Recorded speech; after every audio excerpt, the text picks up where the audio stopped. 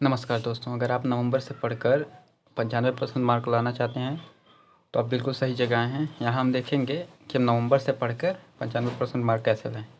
क्योंकि बेसिकली देखा जाए तो हमारे पास नवंबर, दिसंबर, जनवरी, फरवरी और हमारा मार्च में तो पेपर ही है, यानी हमारा पेपर यानी एग्ज़ाम हमारा मार्च में है। तो देखें तो हमारे पास सिर्फ ये 4 महीने बचे हैं। ठीक, अब इन 4 महीनों में हम सिर्फ 3 महीने पढ़ेंगे, बाकी का 1 महीना जो है वो किसके लिए हो जाएगा? रिवीजन के लिए। ठीक, तो अब हम इसी नवंबर, दिसंबर और जनवरी में पढ़ के हम कैसे मार्क्स लाए 95%। 95% मार्क हो सकता है कि आप लोग 10वीं में हो, या हो सकता है आप लोग 12वीं में। ये 2 कंडीशन है, या तो आप 10वीं में हो सकते हैं या 12वीं में हो सकते हैं। तो देखना हमें क्या है कि हमें नवंबर से हमें स्टार्ट करना है। नवंबर में हमें कम से कम रोज़ का कम से कम 9 घंटे पढ़ना है। अगर 9 घंटा पढ़े तभी हमारा काम होगा। 9 घंटा, फिर दिसंबर में 10 घंटा, फिर जनवरी में 11 घंटा, और रिवीजन के समय 12 घंटा से लेकर 14 घंटा तक हम पढ़ सकते हैं। 12 से 14 घंटे तक पढ़ सकते हैं। अगर हम इस तरह पढ़े तो हम टॉपर बन सकते हैं। अब देखिए, उसके लिए सबसे ज़रूरी है कि समय का हमें इस्तेमाल करना है, समय का बखूबी इस्तेमाल करना है। क्योंकि हमारे पास समय बिल्कुल कम है, सिर्फ 3 ही महीने में हमें 1 साल का पूरा सिलेबस कंप्लीट करना होता है। इसलिए प्यारे दोस्तों, समय का सदुपयोग कीजिए, क्योंकि एक बार समय जो बीत गया वो कभी वापस नहीं आएगा। और हमें कम समय में अपना लोहा पूरी दुनिया को मनवाना है, यानी हमें टॉप करके दिखाना है, अपने माँ बाप का नाम रोशन करके दिखाना है। दूसरा कंडीशन है कि हमें रट्टा कभी भी नहीं मारना है। रिवीजन करते समय या पढ़ते समय कभी भी रट्टा नहीं मारना है, क्योंकि जो हम रट्टा मार के पढ़ते हैं वो बहुत ही जल्दी भूल जाते हैं। इसलिए हो सके तो सिर्फ बेसिक कॉन्सेप्ट को समझिए, और एक बार नहीं 4-5 बार समझिए, क्योंकि बेसिक कॉन्सेप्ट भूले फिर उसको रिवाइज कर ले। 4-5 बार जब रिवाइज हो जाएगा तो वो लगभग याद हो जाएगा। तो उससे हमें एग्ज़ाम में बहुत फ़ायदा होगा, क्योंकि अब भूलेगा भी नहीं 4-5 बार रिवीजन करने पे। और ये रिवीजन करते समय चाहे तो हम शॉर्ट नोट्स भी बना सकते हैं। शॉर्ट नोट बनाने के लिए मतलब कुछ चीज़ें समझ में आई, जैसे इस पेज पे है, मान के चलो हम रिवीजन बनाते समय कुछ चीज़ें न समझ में आई, तो जो हमें समझ में आ गई उसको इधर लिख लेंगे, समझ में आने वाली और नहीं आने वाली को इधर लिख देंगे, ताकि जब हम रिवीजन करें तो हमें पता चल जाएगा कि हमें कितना आ रहा है और कितना नहीं आ रहा है। तो जितना आ रहा है उतना तो हमारा तैयार रहेगा, और जितना नहीं आ रहा है उसको थोड़ा सा और मेहनत करके हम उसको भी तैयार कर लेंगे। ठीक, अब अब इस चीज़ को इम्प्लीमेंट करने के लिए कि 9 घंटा हम नवंबर में कैसे पढ़ें रोज़, 10 घंटा दिसंबर में कैसे पढ़ें, जनवरी में 11 घंटा, फरवरी में 12 से 14 घंटा कैसे पढ़ें, तो इसके लिए सबसे ज़रूरी है कि हम एक टाइम टेबल बना लें। तो टाइम टेबल बनाने के लिए हम लोग क्या करते हैं कि सब सुबह से स्टार्ट करते हैं। सुबह आप शुरू में 1.5 घंटा पढ़िए, हो सके तो सुबह 1 घंटा पढ़िए, या अगर आपके पास और समय है तो 2 घंटा पढ़ लीजिए, और समय है तो 3 घंटा पढ़ लीजिए। लेकिन ज़रूरी है कि सुबह में ज़रूर पढ़िए, भले ही 1 घंटा पढ़ें या 2 घंटा पढ़ें, लेकिन सुबह में पढ़ना ज़रूरी है, क्योंकि सुबह पढ़ना सबसे ज़्यादा फ़ायदेमंद होता है। ठीक है, आगे देखते हैं हम लोग टाइम टेबल। अब तो ये हो सकता है कि आप 10वीं में हो या 12वीं में हो। ठीक, तो देखो इसके लिए हमारा क्या है कि आप सुबह 2 या 3 घंटे पढ़ें। 2 घंटे पढ़ने का क्या तरीका है कि सुबह 4 बजे उठ के 6 बजे तक पढ़ें, या 5 बजे उठ के 7 बजे तक पढ़ें।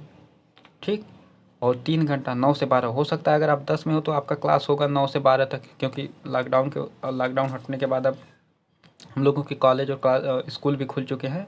तो हो सकता है आप 10 में हो तो आपका क्लास 9 से 12 बजे के बीच में हो, या 12 में हो तो आपकी क्लासेस 12 से 3 के बीच में हो।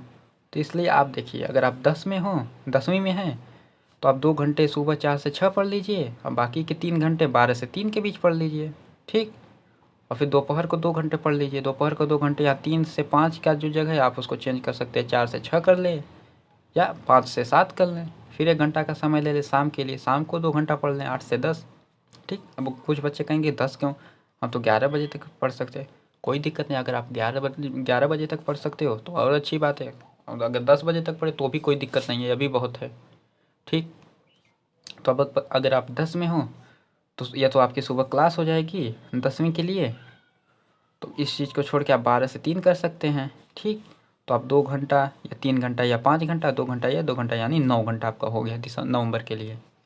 और अगर आप 12वीं में हैं तो यह सुबह आप 4 से 6 पढ़ लीजिए, बाकी 3 घंटे के अंदर आपको जो भी कार्य करना है वो कीजिए, जो ज़रूरी काम है, जो नैतिक मतलब जो दैनिक दिनचर्या है उसको कीजिए, और फिर उसके बाद अगर आपका क्लास 12 से 3 है तो वो चले जाइए। फिर उसको आने के बाद 3 से 5 बजे से पढ़ लीजिए, या 4 से 6 बजे तक पढ़ लीजिए। दोनों ऑप्शन है आपके पास। उसके बाद शाम को ज़रूर पढ़ें, शाम को 8 से 10 के बीच ज़रूर पढ़ें, क्योंकि 8 के 10 के बाद तो मौसम ठंडी का आ रहा है, इसलिए सब पढ़ने में भी अच्छा रहेगा, ज़्यादा डिस्ट्रैक्शन भी नहीं होगा। ठीक।